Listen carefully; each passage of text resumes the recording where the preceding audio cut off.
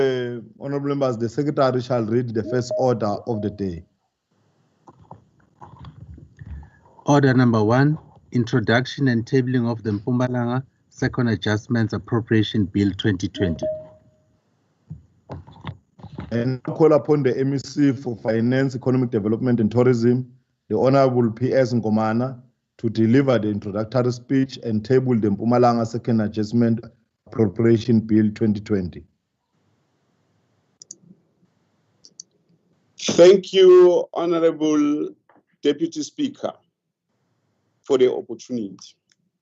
Honorable Speaker and Deputy Speaker, Honorable Premier Refilwe Mtsweni-Tsipane, Chief Whip of the Majority Party and leaders of the opposition present here, colleagues in the Executive Council and honorable members of the Provincial Legislature, executive mayors and members of the mayoral committees on finance, Director General, head official, and all heads of departments, Chairperson of the House of the Traditional Leadership, and all members, the leadership of business, organized labor, faith-based organizations, and civil society, citizens of Mpumalanga.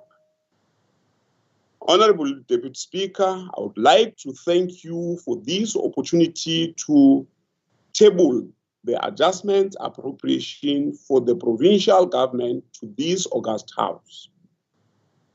The adjustment appropriation traces its origin from the 2020 State of the Province address, wherein the Honorable Premier Refilwe Mtsweni-Tsipane said, and I quote, "Meet us developmental imperatives that drive innovation and the digital revolution, increase levels of investment in the economy, accelerate the provision of infrastructure to support the economy and create much needed jobs." It is also framed in the context of the policy undertaking to align fiscal framework to the needs of the society as contained in the electoral manifesto of the government party.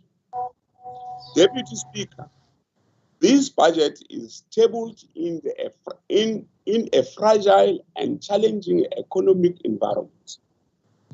The coronavirus and lockdown measures have adversely affected the world, national, as well as provincial economies.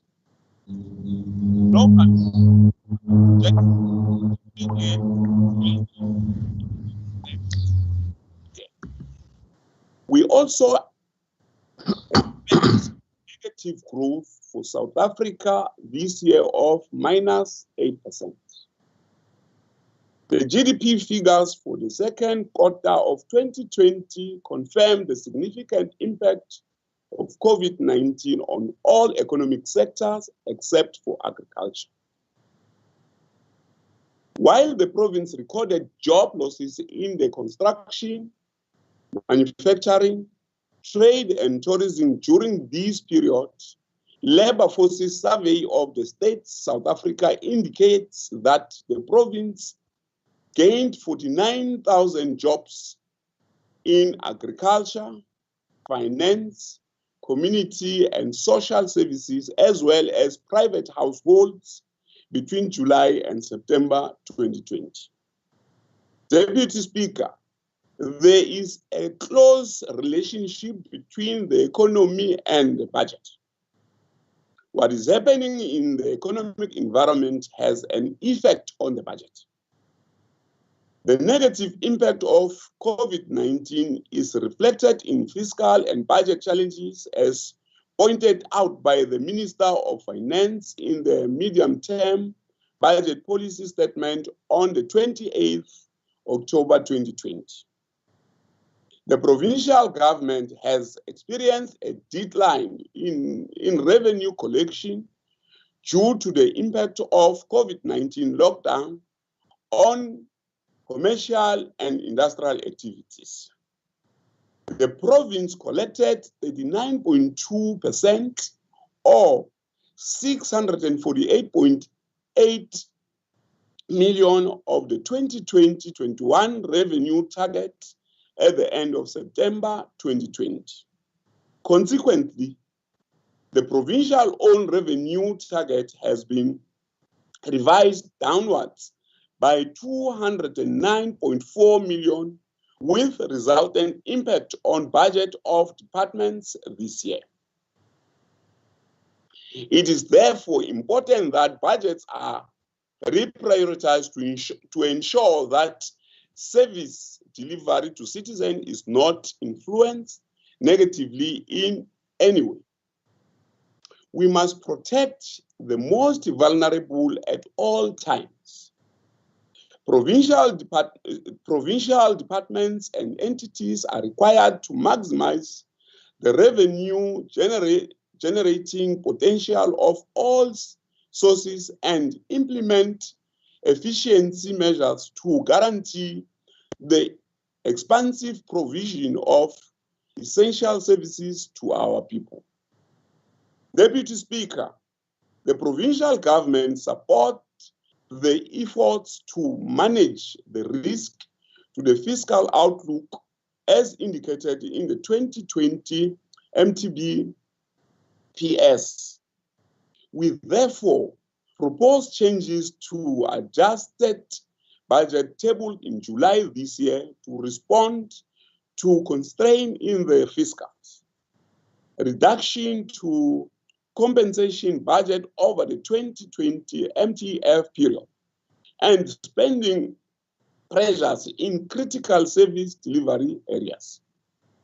The Executive Council has approved savings amounting to 128.5 million to fund unavoidable provincial pressures as detailed in the bill. Deputy Speaker, the equitable share will be adjusted downward by a net of 1,477 million from 44.2 billion to 42.7 billion. The conditional grants will, however, increase by a net of 145.4 million from 7 billion 872 million to 8 billion 17 million. Accordingly, the main appropriation will be adjusted downward by a net of 1,395,094,000, thereby decrease the provincial budget from 53,878,644,000 to 52,183,547,000 for the year ending 31st March 2021. I will now outline the changes to baseline allocations of departments.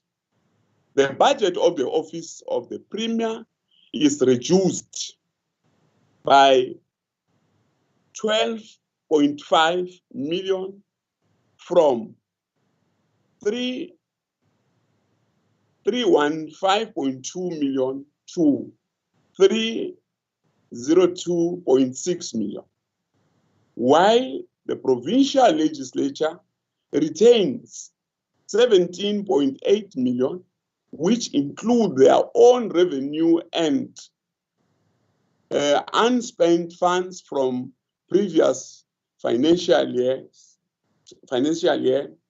Its baseline will decrease from 375.8 million to 372 million. The baseline of the provincial treasury is reduced from 407 million to 382.3 million. The budget of the Department of Cooperative Governance and Traditional Affairs decreased by a net of 8.6 million from 521.1 million to 512.4 million. The department receives special allocation to intervene in the Bushbuck Ridge, Nkomazi and Emalahleni municipalities and prepare for efficiency and effective management of natural disasters as we approach the rain season. The baseline of the Department of Agriculture, Rural Development, Land and Environmental Affairs budget is reduced by a net of 39.7 million from 1.192 billion to 1.152 billion.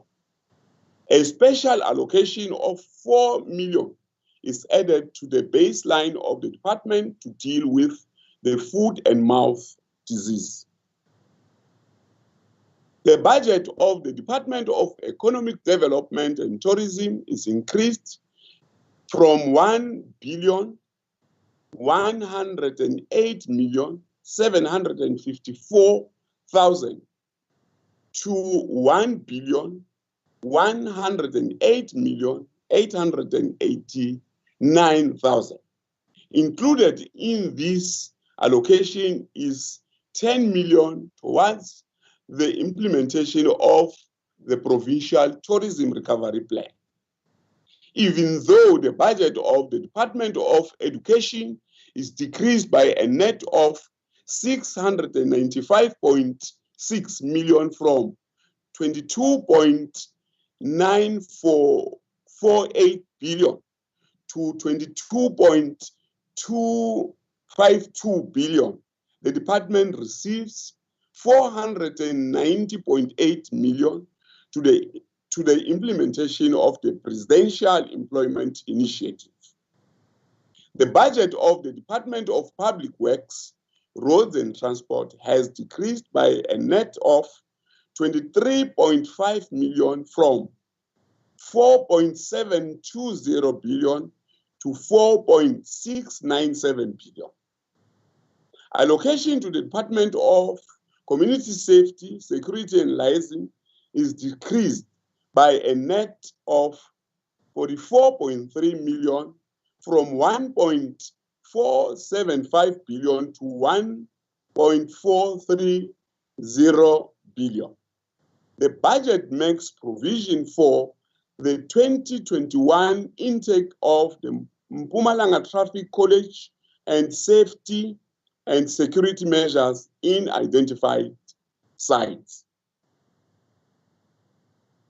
The Department of Health's budget will be reduced by a net of 620.7 million from 16.775 billion to 16.154 billion.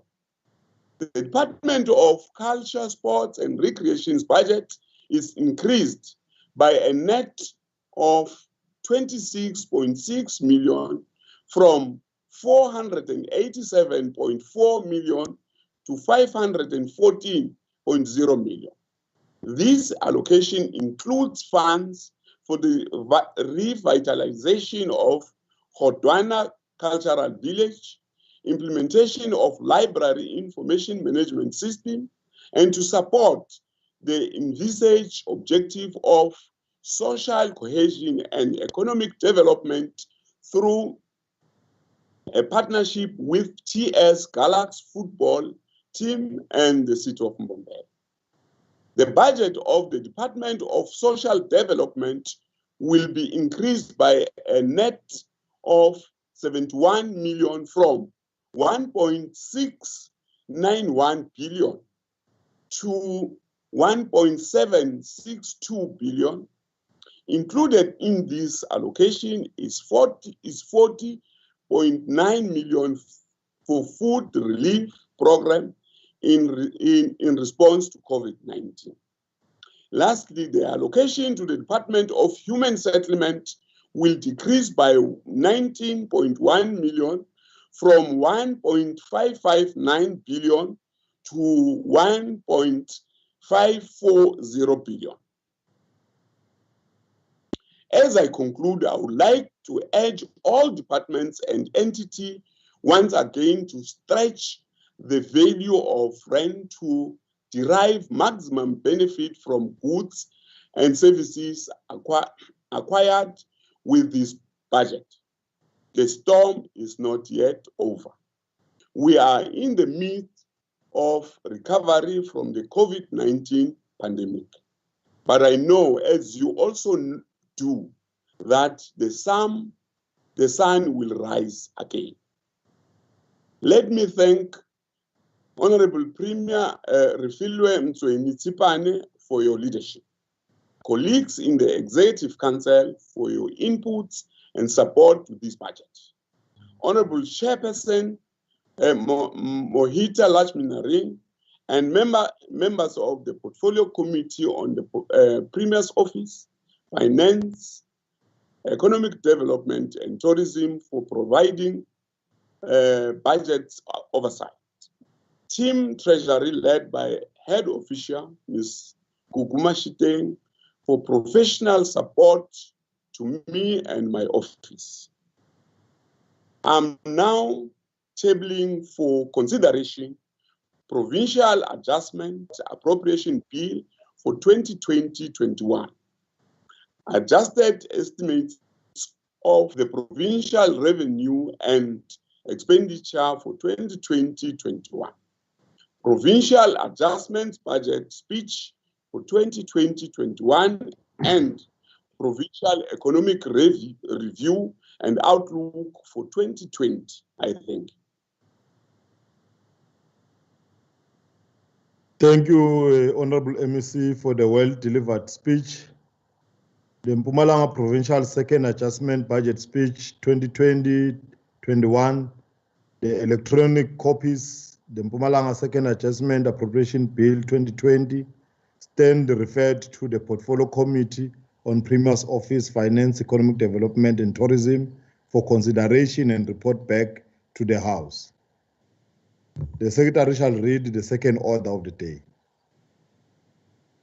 Order number 2, consideration of reports of the Portfolio Committee on Premier's Office, Finance, Economic Development and Tourism.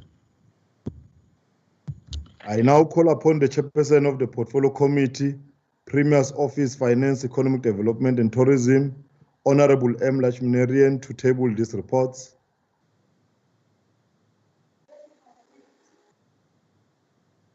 Thank you, Honorable Deputy Speaker. On behalf of the Portfolio Committee, I hereby table the report. Thank you. I'm informed that there is no debate on these reports. Now the question before the House is whether we agree to adopt these reports as tabled by Honorable M. Lachminarian. Agreed to? Agreed. As so agreed. The Secretary shall read the third order of the day. Order number 3, consideration of a report of the Portfolio Committee on Public Works, Roads and Transport, Community Safety, Security and Liaison, Revised Budget and Annual Performance Plan for 2020-2021 financial year, Vote 9, Department of Community Safety, Security and Liaison.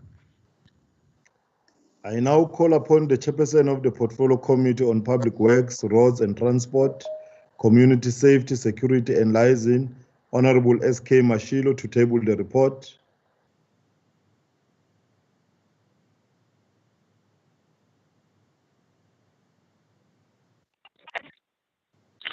Thank you, Deputy Speaker. I hereby, on behalf of the committee, table the report as read by the Secretary. Thank you, Deputy Speaker.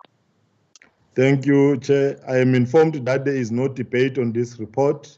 Now the question before the House is whether we agree to adopt this report as tabled by Honorable S.K. Mashilo. Agreed to? Yes, agreed. Yes, so agreed. The Secretary shall read the fourth order of the day. Order number 4, consideration of a report of the Portfolio Committee on Human Settlements, Cooperative Governance and Traditional Affairs in relation to the 2018-2019 Section 47 Consolidated Annual Municipal Performance Report, Department of Cooperative Governance and Traditional Affairs. I now call upon the Chairperson of the Portfolio Committee on Human Settlement, Cooperative Governance and Traditional Affairs, Honorable MC Masilela, to table the report.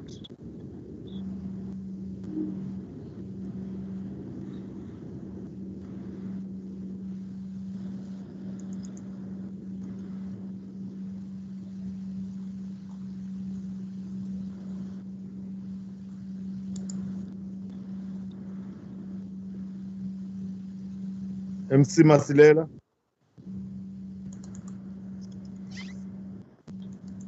Honorable Deputy Speaker, Honorable Masilela has got a problem with connection. She has just called me now.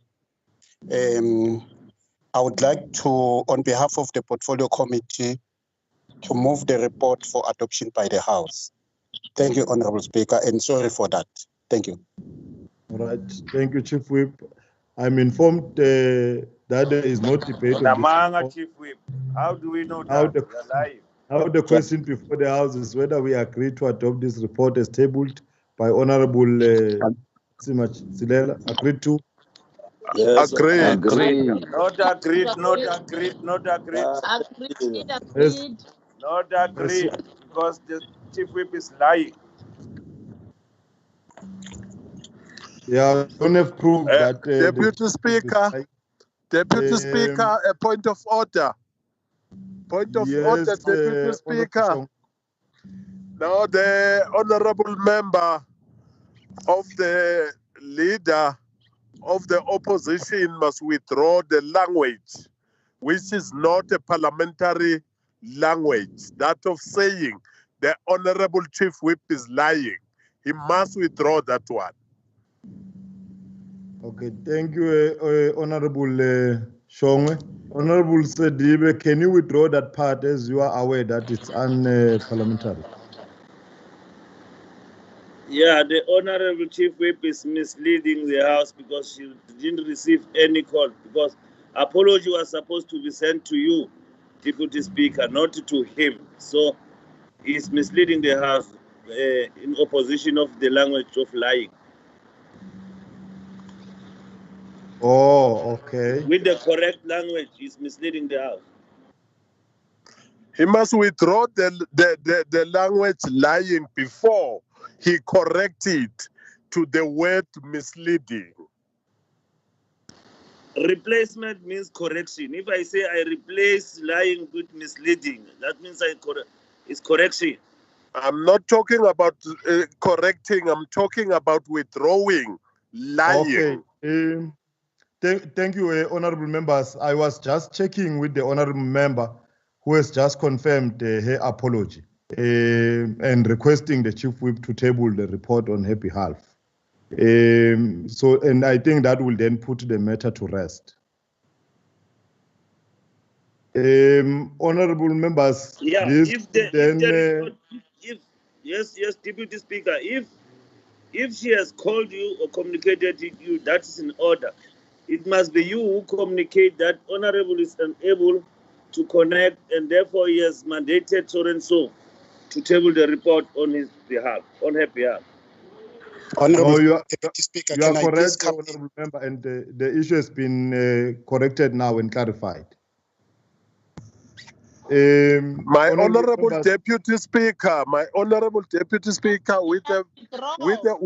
the full respect of yourself as a presiding officer, Honorable Sedibe knows very well that the language lying is unparliamentary.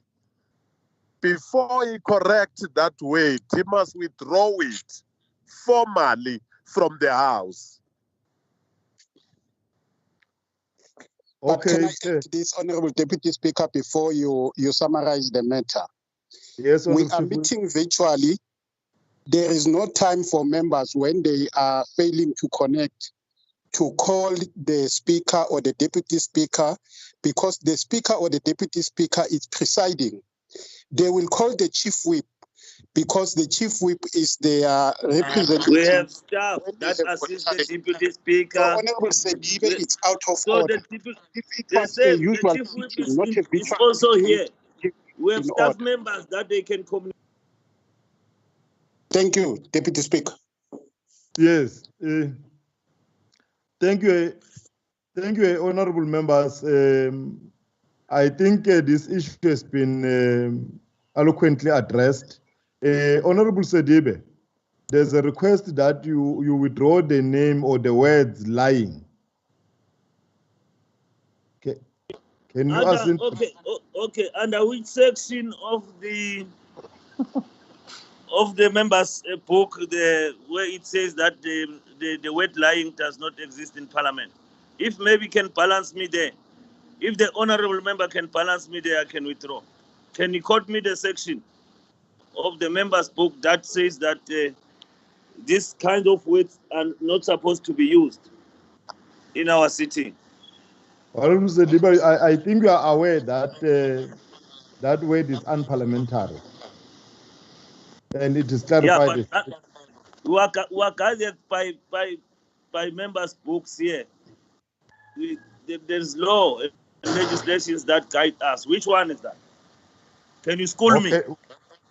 We will assist you quickly. Yeah. No, the honorable member that raised that thing must assist us. Don't assist him. Must not talk things that he does not know where it comes from. No, you must not try to preside over the legislature. The legislature is presided by the deputy speaker.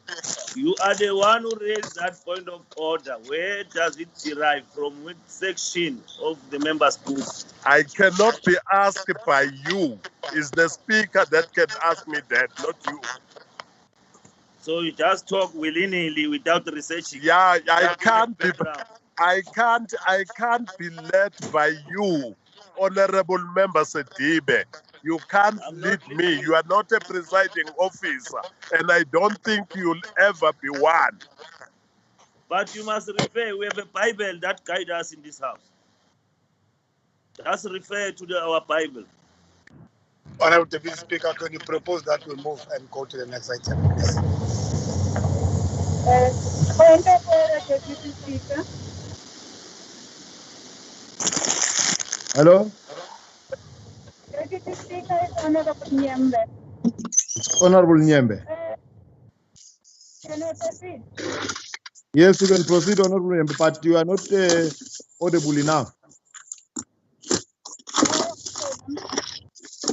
Deputy Speaker, actually, the person who is supposed to speak for persons that are unable to connect. Honorable Nyembe, I can't hear you. Rule 15, eh? We have chair of chairs, not the chief whip. The chief whip takes on policies, not for the chair. We do have a chair of chairs.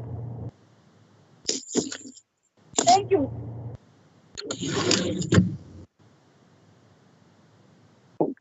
If you can't find it, Honorable Deputy Speaker, let's pass and then we are going to ask the researcher to help you next time. Honorable members, you must research before you speak.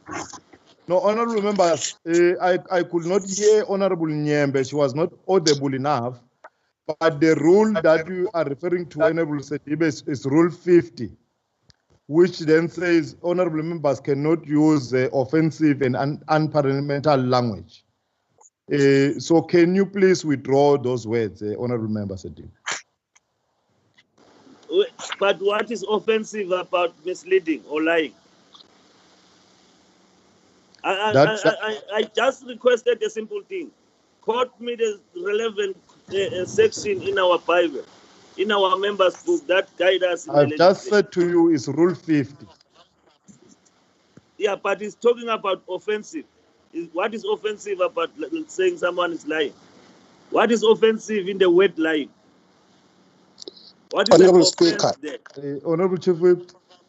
Honorable Speaker, it's offensive because the honorable member is misleading the House. Because I was not lying. No. You must go and So he maybe you just have must to revisit. withdraw. Maybe you must revisit Honorable this Sedibe. rules. Honorable Sedibe. For the sake of progress, Deputy Speaker, Yeah. maybe you must make a note that you must revisit these rules and get our legal team to interpret them.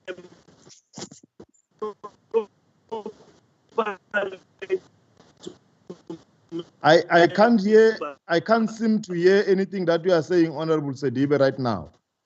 I'm sure the connectivity is a problem on your side.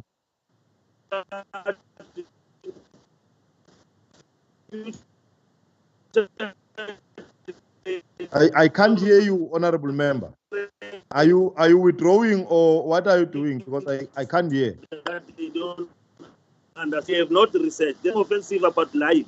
A lie is a lie. Even in Honorable Sedibe, I can't seem to hear what you are saying. My apologies, honorable members, because I don't seem to hear Honorable Sedibe as to what he's saying now. Honorable Sedibe, can you hear me? Yes, me, I can hear you properly, loud and clear. Oh, of course. I was struggling to hear what you were saying now. So I couldn't hear a word. Speaker, but just wait for me. Just wait for me to conclude. I'm saying I could not properly grasp as to what you are saying. I just heard the part where you were proposing that probably at an opportune time, the legislature must relook its rules and all that and clarify.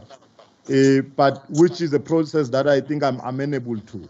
But for now, the issue on the House is that as honorable member, you should be aware where you are seated, that insinuating that a member is lying is unparliamentary as per Rule 50 and is equally misleading to the House, because where you are seated, you can't say uprightly that you've got factual proof on what you have just said right now. So I want to request you just to withdraw the word that the member is lying, because that word having been uttered, unresearched, as we are saying, not even able to verify and have the facts around it, it remains offensive to the member who has raised that matter. So can you please withdraw that word? Can we, maybe before we go there, because I thought I'm closing the matter in a good note, that let our legal team assist us. What is offensive? What is to offend some? How do I offend someone when I'm saying he's lying? Can you give us the proof of a call now? That indeed Honorable Masilela called him. Can you just bring the phone in front of you? Yes, I do have the proof with me. You see? And I said I'm in the interest of this house. I'm replacing the lying with misleading for the sake of progress. And what more do you want? Or replacing meaning you are withdrawing. Must withdraw. Replacing meaning you are withdrawing. Of course, I'm rescinding. Okay. It's semantic. Honorable member, I will note that we have withdrawn the word so that we are not let's caught go and check properly. Honorable members, this brings us to the end of today's business, and I must indicate to honorable members that our honorable speaker could not join us today because of a bereavement in her family, and as a legislature, we must take this opportunity, all of us, to send our condolences to the honorable speaker and her entire family. Having said that, honorable members, the House is adjourned until further notice. Thank you very much.